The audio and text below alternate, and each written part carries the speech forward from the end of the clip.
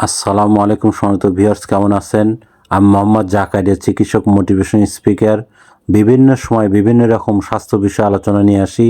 আজকের স্বাস্থ্য বিষয়ে আলোচনা, আজকের আলোচনার বিষয় যে চুল পড়া বন্ধের ঘরোয়া উপায়। তাহলে ভিডিওটা প্রথম থেকে শুরু করে শেষ পর্যন্ত না টেনে শুনবো।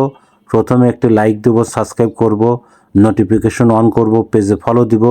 তাহলে স্বাস্থ্য সম্পর্কে নোটিফিকেশন আপনাদের কাছে পৌঁছে যাবে। তাহলে বন্ধুরা মনোযোগ দিয়ে শুনুন। চুল পড়া বন্ধের ঘরোয়া উপায়। টক ফল, টক দই, ছোলা, বিভিন্ন ধরনের বীজ, ডাল, পালং শাক, ডিম, তৈলাক্ত মাছ, হলুদ এবং শাক সবজি, ফলমূল, বাদাম।